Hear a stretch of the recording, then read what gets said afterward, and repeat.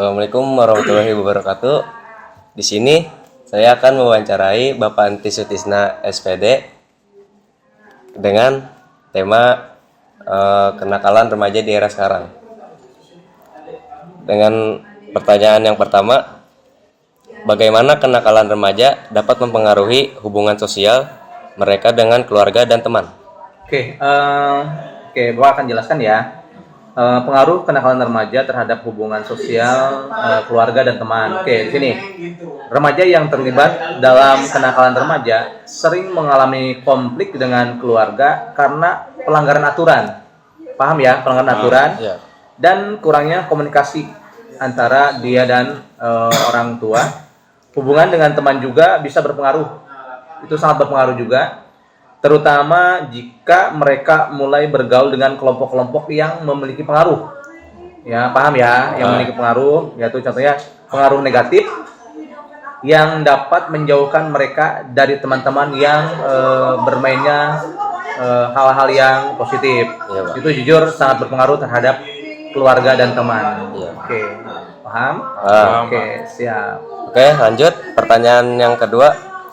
Apa dampak psikologis yang mungkin dialami oleh remaja yang sering melakukan kenakalan? Psikologis ya, secara psikologis. Kalau untuk remaja yang sering berperilaku nakal, biasanya dia mengalami stres, gitu kan. Terus kecemasan atau depresi akibat tekanan sosial dan konflik, Terusnya lagi mereka merasa bersalah, selalu di hatinya itu merasa bersalah gitu kan. Terusnya lagi merasa rendah diri, dan kurangnya kontrol terhadap emosi yang sering muncul. Biasanya orang-orang yang seperti itu dia pasti emosinya akan meledak-ledak. Ya, tidak boleh bahasnya colek dikit dia pasti ngamuk. Ya, itu pasti seperti itu ya. Itu hal yang terjadi di lapangan. Terutama jika mereka menghadapi konsekuensi yang serius seperti hukuman dari sekolah atau masalah hukum. Biasanya mereka yang sering melakukan itu pasti hukumannya apa? Ada aturan dari sekolah, ya. Kalaupun mereka sudah kriminal, pasti hukumannya dengan pihak kepolisian. Yang muncul pasti kecemasan, secara emosional meledak-ledak, itu sudah pasti, ya. Pertanyaan yang ketiga. Bagaimana kenakalan remaja dapat berdampak pada masa depan mereka, terutama dalam hal pekerjaan dan karir? Kebiasaan-kebiasaan mereka itu ya terdampak ya remaja terhadap masa depan dan kedepannya dia mau ngapain sih gitu kan? Ya karena apa? Secara tidak langsung mereka sudah memiliki citra jelek ya di masyarakat, apapun yang pernah mereka lakukan. Ya kenakalan remaja dapat merusak reputasi, ya. Awas kalian nih, hati-hati nih, ya. Kenakalan remaja itu bisa merusak reputasi dan juga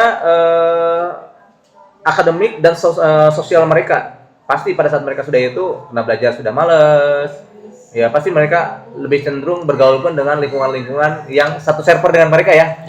Pasti itu dengan satu server dengan mereka. Mendapatkan pekerjaan yang lebih baik di masa depan, catatan kriminal dari kepolisian, terus dari sekolah misalkan dikeluarkan gitu kan. Secara kemampuan mereka untuk bersaing nanti ke sananya mereka sudah tidak akan bisa, ya. Terus ketidakmampuan mereka menyelesaikan pendidikan tadi dikatakan di DO dikeluarkan, ya itu salah satunya. Bisa juga menghambat besar dunia kerja. Pada saat mereka sudah berurusan dengan pihak kepolisian, dari sekolah misalkan dikeluarkan, otomatis kan mereka tidak memiliki legalitas yang sah ya. Legalitas atau ijazah lah bahasanya gitu kan. Sekarang kalau kerja tanpa ijazah kira-kira bisa nggak? Enggak ya. Berarti apa? Intinya ya selain itu kurangnya keterampilan disiplin dan tanggung jawab dapat membuat mereka sulit beradaptasi di lingkungan profesional. Itu yang paling sulit. Makanya apa? Pesan dari saya buat kalian, jauhi hal-hal kayak gitu, itu akan merusak masa depan kamu dan nanti pada saat kalian bekerja kalian tuh sulit untuk beradaptasi. Paham ya? Paham. Next. Pertanyaan berikutnya. Apakah ada hubungan antara kenakalan remaja dan peningkatan angka kriminalitas di masyarakat? Itu pertanyaan yang bagus ya. Nah, saya akan jawab nih. Kenakalan remaja seperti vandalisme, pencurian, perkelahian dapat meningkatkan angka kriminalitas jika tidak ditangani. Tuh akan mengganggu apa? Masyarakat tidak nyaman, betul kan? Betul. Merasa terganggu, apalagi istilah geng motor ya. Iya. Geng motor pada saat kita keluar pun kita udah was-was, kita khawatir ya, takutnya dibacok lah, takutnya diapain gitu kan. Itu udah pasti akan menjadi permasalahan yang serius. Perilaku ini bisa berkembang menjadi tindakan kriminal yang lebih serius. Ya, Bapak katakan ya, yang lebih serius, paham. Selain itu, kelompok remaja yang terlibat dalam kejahatan sering berkontribusi pada ketidaknyamanan sosial di lingkungan mereka. Betul kan? Betul. Nah, mereka sekarang booming nih, geng-geng motor. Kalian bawa motor sendiri malam hari berani nggak? Enggak. Pak. Pasti ketakutan dong. Iya. Ya, itu intinya apa? Zaman sekarang ya ngapain sih kita begitu-gituan ya? Iya. Ya hindari supaya apa? Masyarakat merasa nyaman dengan keadaan kita, gitu kan. Walaupun kalian mau membuat kelompok-kelompok atau apapun ya, carilah kelompok-kelompok yang bermanfaat buat lingkungan masyarakat. Iya. Ya, oke? Oke. Next, bagaimana kenakalan remaja dapat mempengaruhi kesehatan fisik dan mental mereka? Oke, pengaruh kenakalan remaja terhadap kesehatan fisik ya? Iya. Waduh, itu sangat fisik dan mental itu sangat. Contoh di sini mereka rata-rata orang yang terlibat ke hal-hal yang negatif, mereka itu pasti tidak terlepas dari penyalahgunaan zat terlarang. Contoh ya, misalkan kayak ganja, ya morfin, ekstasi. Kalau sekarang tuh anak-anak sekarang itu sedang booming ya. Iya, Pak. Apa? Ciu. Iya, itu Iya, Pak, ciu. Pak. Ciu itu apa? Harganya murah tapi itu bisa mengganggu secara mental dan fisik buat anak tersebut. Ya, itu kenapa? Mudah didapat. Ya, mudah didapat. Di sini untuk masalah kesehatan itu pasti ya sangat berpengaruh kalau mereka sudah mengaruhi. Oke, itu kita menggunakan zat penyalahgunaan zat kayak gitu. Iya. Itu pasti lambat laun itu ibarat seperti bom waktu ya. Iya, Suatu saat pasti akan mempengaruhi kesehatan kalian. Terus mereka juga pasti akan mengalami gangguan kecemasan. Ya, gangguan kecemasan, depresi atau gangguan kepribadian akibat tekanan sosial di lingkungan yang dapat mereka alami di dalam kehidupan sehari-harinya itu. Oke, ya mungkin itu ya untuk pertanyaan selanjutnya. Silakan, ada lagi? Ada. Ya. Oke, next. Apa dampak kenakalan remaja terhadap lingkungan sekolah dan bagaimana sekolah dapat mengatasinya? Oke.